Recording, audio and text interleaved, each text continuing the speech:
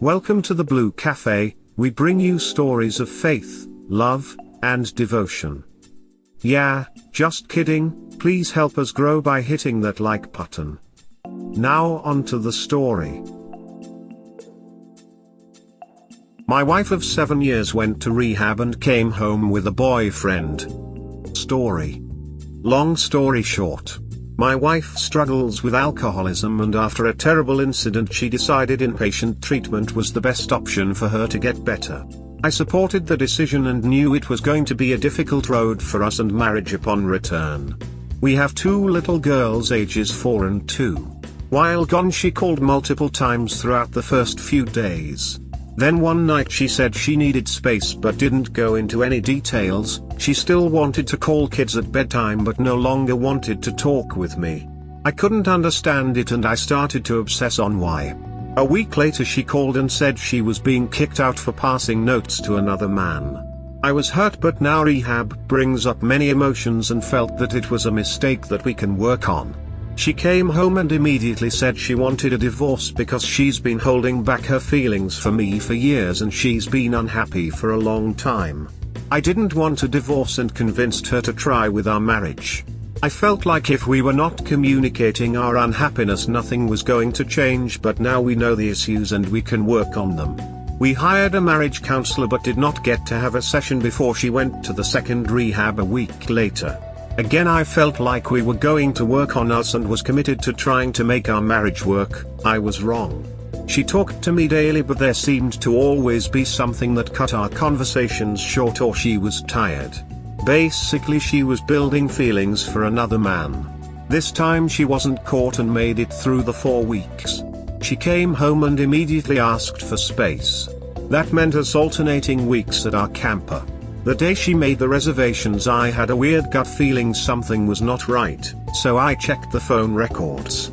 It was obvious she was calling and messaging this guy very frequently. The calls matched up with trips to the grocery store or AA meetings and other times away from us.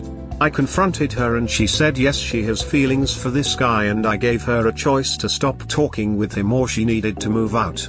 She chose to stop talking. A few days go by and things start to happen again. I confronted again and she admitted to continuing talking. Again I gave up or quit. She decided to leave this time. I got so angry I called him and said something to both of them that I was not proud of, but I was mad. The very next weekend I offered for her to have kids. She declined, saying she was leaving town for the weekend to get away. I knew she was meeting up with him and was going crazy trying to get her to not go. She continued to deny it over and over again. She went away that weekend and I asked her to talk when she came back on Sunday. That whole weekend I was a tragic wreck, didn't sleep, barely ate and was just a mess. She came to the house that Sunday and I put all my chips on the table. Told her about phone records and why this was unfair to me and our kids. It seemed like we talked for an hour and she finally said okay, she will try again, but first she needed to be honest and told me the truth. He was there and I asked about sex and she said yes. I'd how to feel. She said she would break the relationship off and she did, as far as I know at the time. She didn't though, and now she has an apartment that she is moving to on the 22nd. I drew a line in the sand saying she moved. I will file for an at-fault divorce and she said okay. She's going to move and I still feel like I want to not be divorced. But I know she is going to have an affair. I can't just be cool with that. Sorry for the rant and I've probably left out details to shorten the story, but that's it in a nutshell. Dude, why do you do this to yourself? She's shredding you to pieces and you still ask her to stay. I think she is doing that exactly because he doesn't understand when to cut your losses and move on. I see this clingy need in BS where I think the feeling of being replaced makes them obsessed over their WS. I think it's a shock. Sometimes it's difficult to wrap your head around a person you love being so toxic.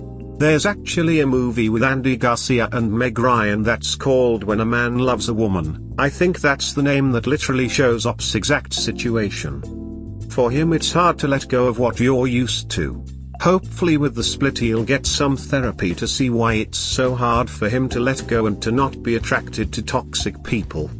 So why are you fighting this hard for someone who can't be a good mother or a good wife and rather be with another man? You want your kids to lose respect for you as well?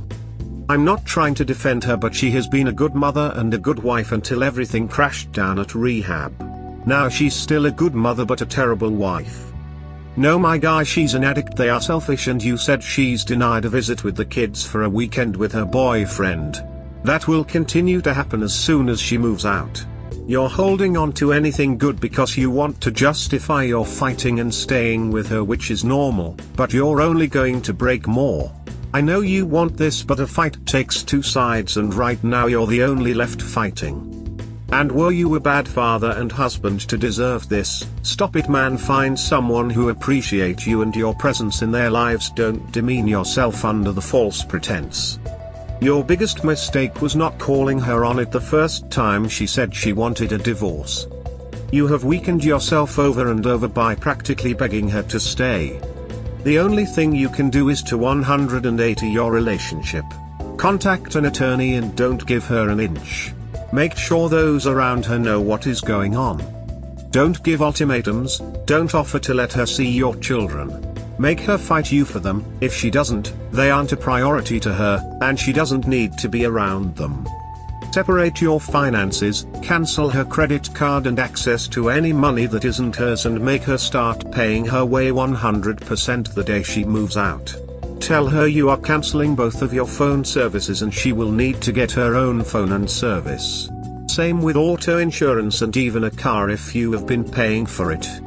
Right now, she thinks you are weak. Don't do a 180 and have her served as soon as possible, then cut all contact with her. Playing nice will not get her back. Just the opposite. We hope that by sharing these stories with interested folks like you, we can help people recognize the signs of a relationship in trouble, and avoid so many of these heartbreaking situations yourselves. Have a good day or night, wherever you are.